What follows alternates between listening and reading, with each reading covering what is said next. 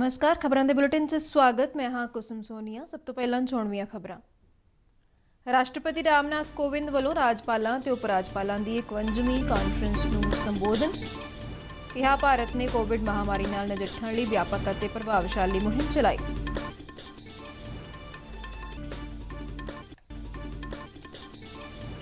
भारत वालों आयोजित किए गए दिल्ली सुरक्षा संवाद में हिस्सा लैण आए 7 देशों दीआं राष्ट्रीय सुरक्षा परिषदां दे मुखियां वालों प्रधानमंत्री मोदी नाल मुलाकात।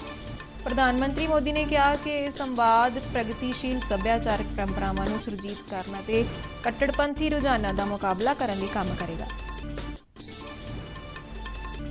विदेश मंत्री डॉक्टर एस जयशंकर अते खाड़ी सहकारिता परिषद के सकत्तर जनरल डॉक्टर नायफ विचाले नवीं दिल्ली विच मुलाकात। दोवां नेतावां विचाले वपार अते सरमाएकारी दे मुद्दिआं ते व्यापक चर्चा हुई।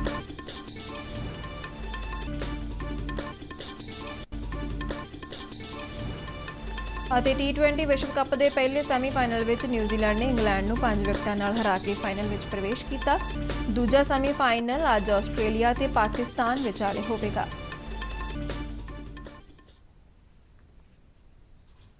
ते हुण खबरां विस्तार नाल। देश के सारे ही राज्यों के राजपालों ते उप राजपालों की 51वीं कानफ्रेंस राष्ट्रपति भवन में चल रही है। कानफ्रेंस की प्रधानगी करदिआं राष्ट्रपति रामनाथ कोविंद ने कहा कि भारत ने कोविड-19 महामारी विरुद्ध एक व्यापक अते प्रभावशाली मुहिम संचालित की। उन्होंने महामारी दौरान काम करने वाले योद्धियां की शलाघा की। उन्होंने कहा कि साडे सारे कोविड-19 योद्धियां ने समर्पण भावना नाल काम करदिआं महामारी विरुद्ध लड़ाई लड़ी अते अज 108 करोड़ तो उपर लोगों का कोविड-19 की रोकथाम लिए टीकाकरण हो चुका है। कोविंद ने कहा कि टीकाकरण की प्रक्रिया पूरे देश में जारी है। उन्होंने कहा कि सरकार दीआं पहलकदमियां अते भारत के विग्यानियों दीआं लगातार कोशिशों नाल भारत महामारी विरुद्ध लड़ाई नूं तेज़ करन लई टीका विकसित करन दे योग होया है। उन्होंने कहा कि भारत वैक्सीन मैत्री पहलकदम अधीन दूजे देशों की भी मदद कर रहा है। सम्मेलन के प्रतिभागियों के लिए यह संतोष का विषय है कि कोविड की आपदा का सामना करने में राज्यपालों ने भी अपना सक्रिय योगदान किया। अनेक राज्यों ने दूसरे राज्यों के अच्छे प्रयासों को अपनाया। इन समग्र प्रयासों के परिणाम स्वरूप हमारे देश ने अनेक विकसित देशों की तुलना में कोविड की आपदा का सामना बेहतर ढंग से किया है। अपने स्वागती भाषण में गृह मंत्री अमित शाह ने कहा कि यह कानफ्रेंस कोविड-19 महामारी कारण 2 साल बाद आयोजित की गई है। उन्होंने कहा कि प्रधानमंत्री नरेंद्र मोदी की अगवाई हेठ देश के सारे ही सूबिया ने महामारी का सफलतापूर्वक टाकरा किया है। अमित शाह ने कहा कि 100 करोड़ टीकाकरण तो बाद भारत महामारी के परछावे तो बाहर आ रहा है। उन्होंने कहा कि समुचा विश्व कोविड-19 विरुद्ध कामयाब लड़ाई लई भारत की शलाघा कर रहा है।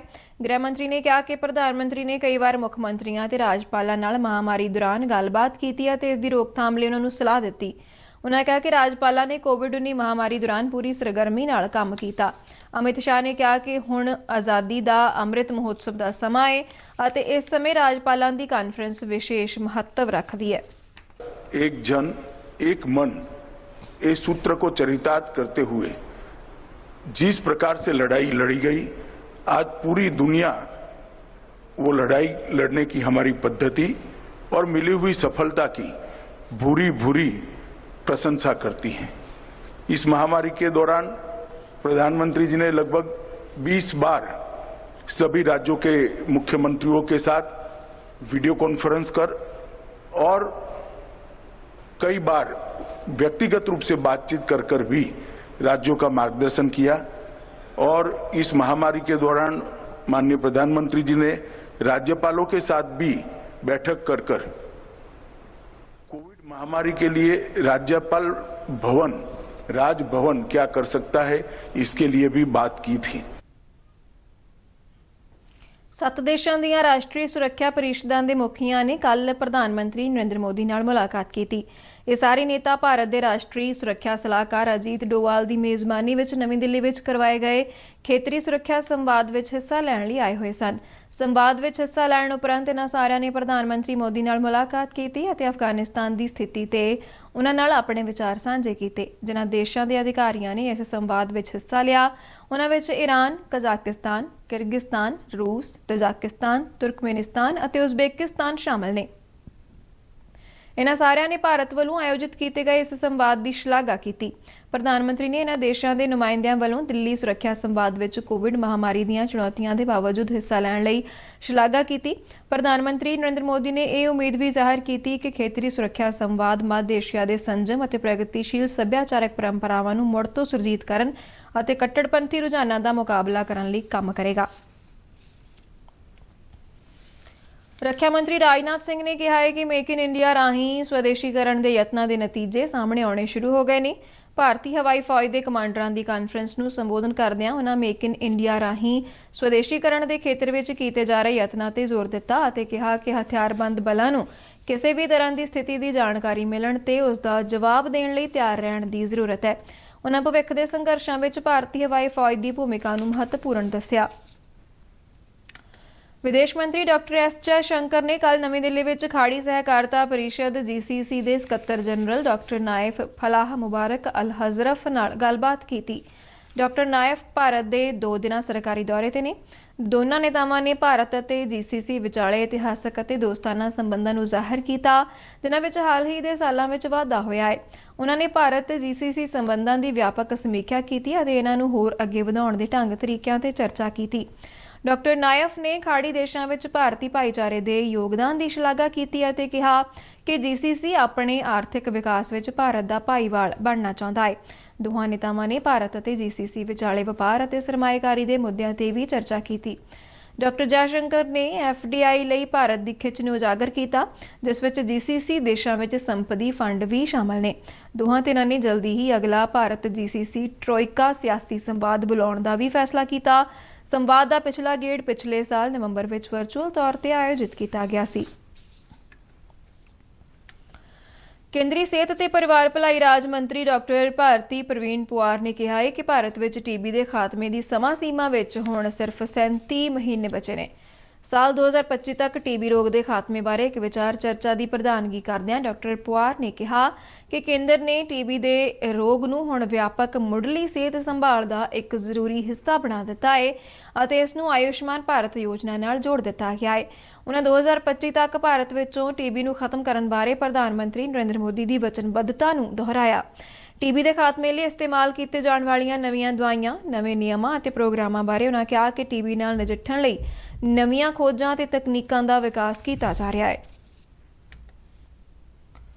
ਭਾਰਤ ਵਿੱਚ ਕੋਵਿਡ-19 ਮਹਾਮਾਰੀ ਨਾਲ ਨਜਿੱਠਣ ਲਈ ਸ਼ੁਰੂ ਕੀਤੇ ਗਏ ਦੇਸ਼-ਵਿਆਪੀ ਟੀਕਾਕਰਨ ਦੌਰਾਨ ਹੁਣ ਤੱਕ 110 ਕਰੋੜ 23 ਲੱਖ ਤੋਂ ਵੱਧ ਟੀਕਿਆਂ ਦੀ ਖੁਰਾਕ ਦਿੱਤੀ ਜਾ ਚੁੱਕੀ ਹੈ। ਸਿਹਤ ਅਤੇ ਪਰਿਵਾਰ ਭਲਾਈ ਮੰਤਰਾਲਾ ਅਨੁਸਾਰ ਬੀਤੇ ਇੱਕ ਦਿਨ ਵਿੱਚ 57,54,817 ਲੋਕਾਂ ਦਾ ਟੀਕਾਕਰਨ ਕੀਤਾ ਗਿਆ। ਮੰਤਰਾਲੇ ਨੇ ਦੱਸਿਆ ਕਿ ਦੇਸ਼ ਵਿੱਚ ਸਿਹਤਯਾਬੀ ਦੀ ਦਰ ਇਸ ਵੇਲੇ 98.25% ਹੈ ਤੇ ਹੁਣ ਤੱਕ 3,38,925 ਮਰੀਜ਼ ਸਿਹਤਯਾਬ ਹੋ ਕੇ ਘਰਾਂ ਨੂੰ ਪਰਤ ਚੁੱਕੇ ਨੇ। ਦੇਸ਼ ਵਿੱਚ ਇਸ ਵੇਲੇ ਕੁੱਲ 1,38,556 ਐਕਟਿਵ ਮਾਮਲੇ ਨੇ, ਜੋ ਪੁਸ਼ਟੀ ਵਾਲੇ ਕੁੱਲ ਮਾਮਲਿਆਂ ਦਾ 0.4% ਬਣਦਾ ਹੈ। ਬੀਤੇ ਦਿਨ 340 ਮਰੀਜ਼ਾਂ ਦੀ ਮੌਤ ਹੋਈ ਹੈ, ਜਿਸ ਨਾਲ ਦੇਸ਼ ਵਿੱਚ ਮਰਨ ਵਾਲਿਆਂ ਦੀ ਗਿਣਤੀ 4,62,199 ਹੋ ਗਈ ਹੈ।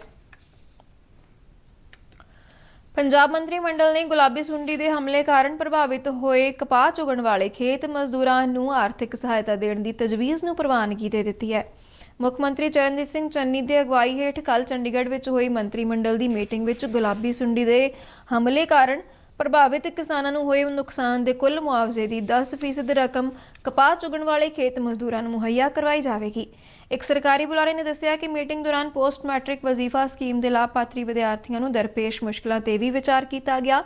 ਬੁਲਾਰੇ ਨੇ ਦੱਸਿਆ ਕਿ ਕੇਂਦਰ ਵੱਲੋਂ 60-40 ਦੇ ਅਨੁਪਾਤ ਮੁਤਾਬਕ ਪੈਸਾ ਮੁਹੱਈਆ ਨਾ ਕਰਵਾਏ ਜਾਣ ਕਾਰਨ ਮੰਤਰੀ ਮੰਡਲ ਨੇ ਇਹ ਫੈਸਲਾ ਕੀਤਾ ਹੈ ਕਿ ਸੂਬਾ ਸਰਕਾਰ 2017-18 ਦੇ ਆਪਣੇ ਹਿੱਸੇ ਦੀ ਬਣਦੀ 433.96 ਕਰੋੜ ਰੁਪਏ ਦੀ ਦੇਣਦਾਰੀ ਸਹਿਣ ਕਰੇਗੀ। ਬੁਲਾਰੇ ਨੇ ਕਿਹਾ ਕਿ ਇਹ ਰਕਮ 2021-22 ਅਤੇ 2022-23 ਦੇ ਵਿੱਤੀ ਸਾਲਾਂ ਦੌਰਾਨ 2 ਕਿਸ਼ਤਾਂ ਵਿੱਚ ਅਦਾ ਕੀਤੀ ਜਾਵੇਗੀ।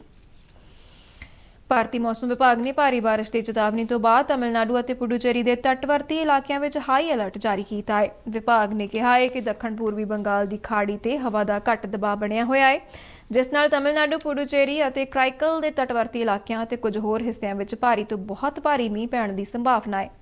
ਮਛੇਰਿਆਂ ਨੂੰ ਸਲਾਹ ਦਿੱਤੀ ਗਈ ਹੈ ਕਿ ਉਹ ਅੱਜ ਮੱਛੀਆਂ ਫੜਨ ਲਈ ਸਮੁੰਦਰਾਂ ਵਿੱਚ ਨਾ ਜਾਣ। ਇਸ ਦੇ ਨਾਲ ਹੀ ਖਬਰਾਂ ਦਾ ਬੁਲੇਟਿਨ ਖਤਮ ਹੁੰਦਾ ਹੈ। ਆਗਿਆ ਦਿਓ। ਧੰਨਵਾਦ।